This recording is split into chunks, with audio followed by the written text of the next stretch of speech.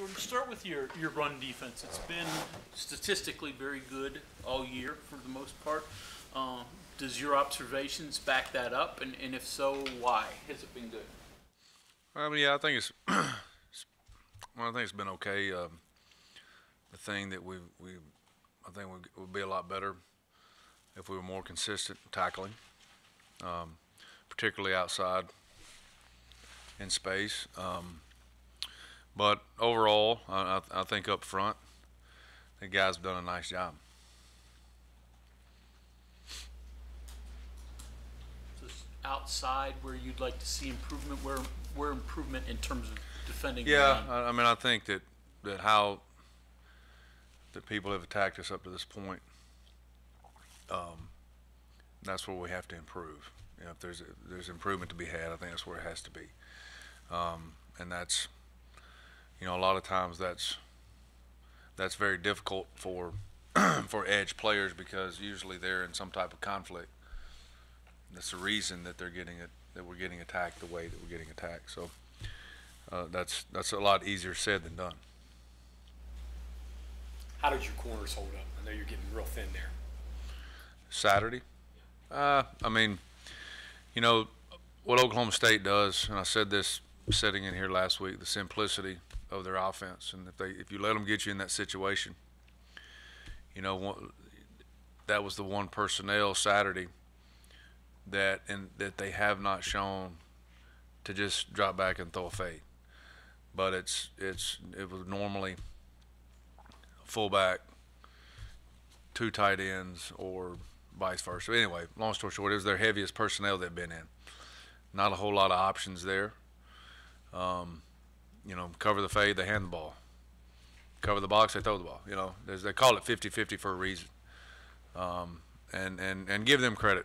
Spencer Sanders threw two really good balls that could only have been caught by one person, and he caught both of them. So to say that was a bad job by Jackie is unfair. But, you know, when the situation comes, it's 50-50 for a reason. You got to win, find a way to win. Saw more Bandit in this game than the Iowa State game. Is it just because of what they presented you? Yeah, I mean, I think that there's only so many things you can present when you're a four down front. You don't have a whole lot of. There's not a lot of moving pieces in that. Where you may be good with what you're trying to do, you really kind of have to present very few pictures. I thought our Bandits did a better job last week in practice of being the guy that could move around and pressure a little bit against the run. So that's why we did that, and we were able to play with some edges with some other guys by doing that. So kind of spread the defense out a little bit when you face a stretch team. Jordan, another really good running back this week, but with how they use him, especially in the passing game, and just kind of how he is this the most unique of the line of backs that you've seen so far? Yeah, I mean, you know, the combination of the formations they use with him just his skill set. It makes it really difficult. It's very, very unique. I think for 3 or 4 weeks now that it's been more of traditional running back, downhill power, and how teams have done that is pretty simple, honestly. To where how they use Deuce is you always have to find him, and that sometimes is in their formation structure is hard to do. You had a lot of practice against good running backs. Oh yeah. It's, you know, I mean, it's just Big 12. It never, you know, some years it's receivers, this year it's running backs. I know the wheel route's a big deal with them too, with him. Oh yeah, and that's, you know, they can get him in that situation a lot, formationally, and still get him to. They can do it different ways. Oh yeah, they do it a ton of different ways. That's the difficulty of the offense is how many ways they can present what they're trying to do. Jordan, I was going to ask you about the number of big time plays they've had this year, 50, 60-yard plays. Is it just the formation and the ability to create matchups, or? Yeah, and that's exactly what it is. It's the ability to create matchups where they feel their matchups fit them. Guys do a great job. Always have, the years we've played them. That's where they do, I think, as good a job as anybody. Is taking the personnel they have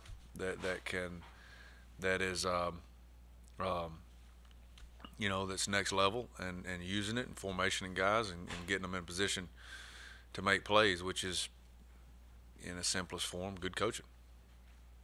I understand tight ends don't line up outside, so you're never going to see them running up the sideline, but it seems like they're tight end, but also across college football, when tight ends make big plays, they're in that spot and seam.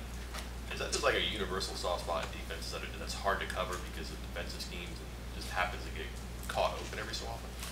Yeah, well, what you do with tight ends, and we've seen this. Really, you see it a lot more if guys can recruit those bodies and those athletes of that size, is they balance you up. All right, so there's no. I mean, it'd be easy if every offense lined up in 3 over here, 1 over here. If I can count to 4, I'm pretty good at that equation. Or if I can count to 5, I'm really good at it.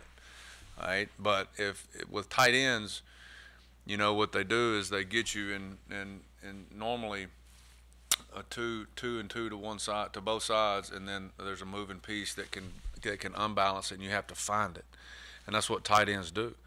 They give the impression that it's unbalancing the formation, but really with athletes like that, they're balancing it up.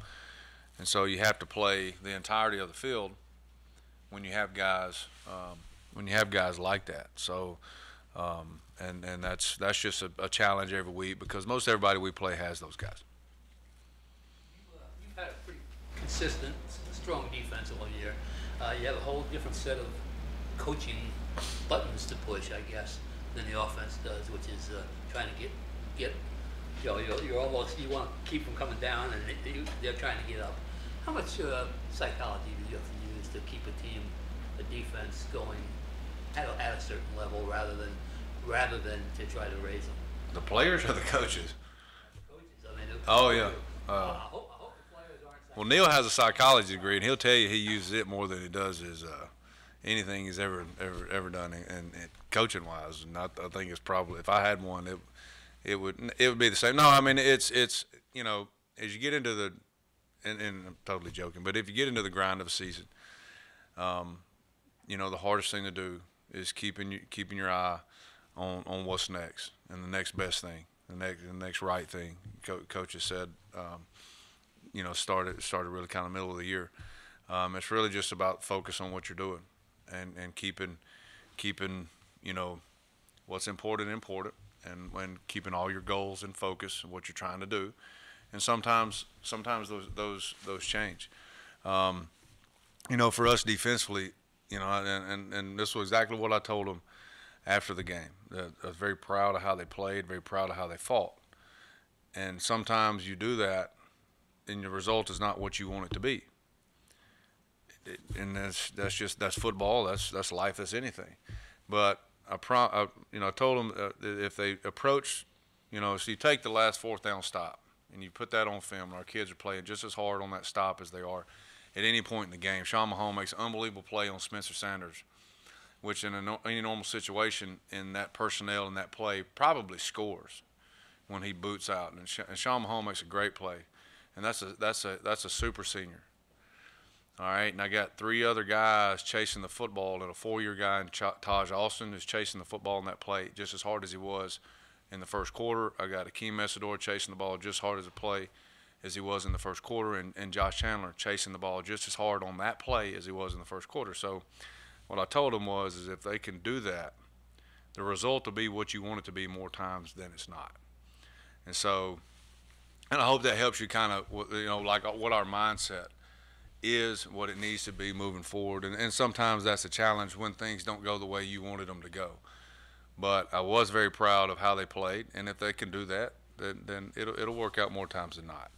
And which coaches, players alike, that's always a challenge because you put so much into it, and it's that it's not the result you wanted, but you got to find a way to make it the result that you want, and that's honestly what we didn't do Saturday defensively. Thompson's not running nearly as much as he did in the past. I think he has more carries in the 3 games against West Virginia than he does the entire year this year. And I know 2 of them you didn't play, but what are you seeing from him that's different than in the past? I mean, I think he's probably and why he's not run as much. I mean, maybe it beat up over the last 2 years, but has a big arm and is one of the better quarterbacks in our league of setting back and diagnosing a defense. And I think when you look at the ability that they have with Deuce Vaughn and really, honestly, all their running backs, how they get them in formation and situations, and then those receivers outside, I really don't think he has to run as much, honestly, because he can deliver the ball and diagnose. He can go through his reads and diagnose a defense as well as anybody, I think, in my opinion. But I think that's probably a little combination of both. Only allowed 15 sacks this season. What kind of challenges will you face kind of trying to get a consistent pass rush? I think it's again, they do a really nice job of limiting your opportunities to do that. Number one, it's whether it's moving the pocket with play actions in different forms or max protection, which people do to us a lot. Oklahoma State almost did it every play. Every play they threw the ball downfield, and then some of their structure of the offense is how their quick game is built.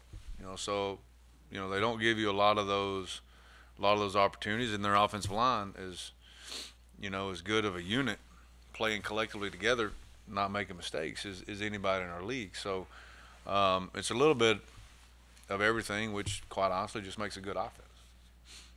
You mentioned Sean Mahone.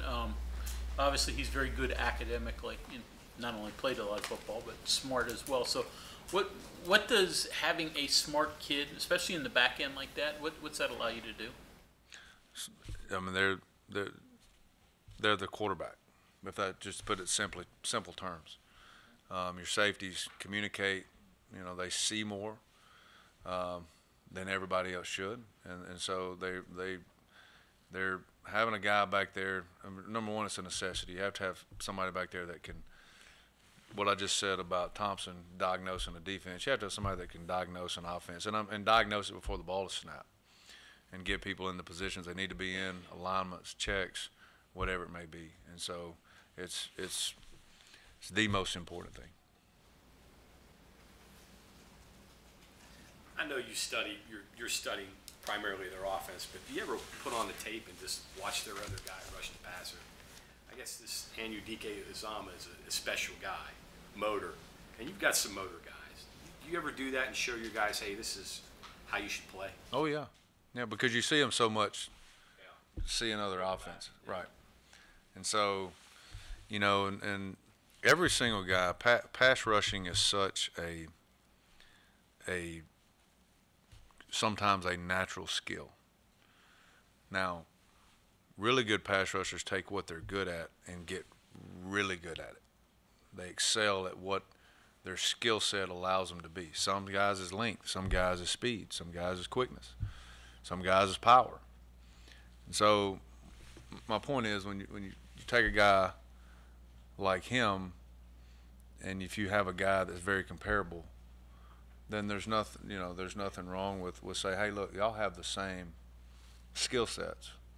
And this is something he does really good that maybe you're working on, or there's something you're trying to do that he has. Maybe he's an older guy and you have a freshman that has the same skill set, that hasn't got to that point of his development yet. So absolutely, he's as good as anybody. I guess the one common denominator is effort, right? Show me a great pass rusher that's lazy, and I don't know if that exists. How's Taj Alston done for the year? I think he's done a great job. You know, that's exactly what Taj is.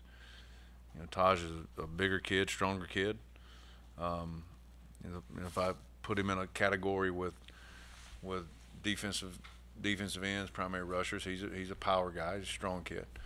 But going through what he's gone through, I think is says a lot about him as a person. You know, it's pretty easy to you go back to back. You know, you have to go to junior college and you go back to back years where you're not able to get on the field or very, very little, and to come back and do what he's done says what it. I think that probably answers your question. Real quick, Dante's pick. Can you just walk us through that? It seemed like it was really impressive. Great play. Yeah. Great play. You tip the ball to yourself on a screen. That's a next level type play. You know, he gets mad. I don't brag on him more. I told him, I said, no, that should have been about your 8th one. You know, it's just your first one, but congratulations. But it should have been about your 8th one. You know, and I say that joking with him because he like how people tend to attack us. There's a lot of those opportunities out there, whether it's tipping balls straight up or to other guys on our defense. And I think sometimes my message, especially to Dante and a lot of defensive linemen, is not every successful pass rush is a sack. I know that's what you want, and that's ultimately going to get you where you want to get to, but that's not all the time a successful pass rush. You know, if you think about this, we were doing our developmental squad last night, and we have a situation where it's 3rd and 4, and if you're, you know, there are teams out there that are dynamic man blitz cover corner type groups. Obviously, if you got all freshmen out there, you're probably not going to be that. So you're kind of limited what you can do structure wise. And 3rd and 3 and 4, that's really hard on a young corner. But we have Linnell Carr is actually in the game, and from the back shot, I saw he makes a really good pass rush, and he goes up and the ball misses his finger by literally I don't know if you could fit a piece of paper. And so when I pointed that out on film today, that's how close you are to getting a dynamic, like a big time play on a 3rd down. Because that ball is tipped. Number one, there's no pass interference situation they need to understand in the back end. And number 2, that ball falls incomplete, punt team's on the field. Or you're playing 4th down depending on the field position. It's a huge play. And so, like Dante as an example, that's always a point we try to point out. And I think a lot of times that we miss those opportunities because we're just worried about getting everybody wants to sack. Everybody wants to celebrate with the crowd. I get it. But if they just tip the ball incomplete, that's just as good. You know? So understanding that, and I mean, AJ does a great job. He works that drill every single day. And that's the first thing Dante said when he called. That's our drill, you know. So it just shows a lot of growth there. Any other questions? Whose was a better interception, Dante's or Darius's last year? Darius's. I won't. And listen, Dante's was a great play, and he'll probably get mad I said that. But I go back to that play. That was. I don't know if we had an interception at DB that looked like that one. Quite honestly, you know, if you pause it, he's parallel to the ground as he's catching the ball at 280. That's, I don't know. I couldn't do that. Thank you, Ken. All right. Thank you.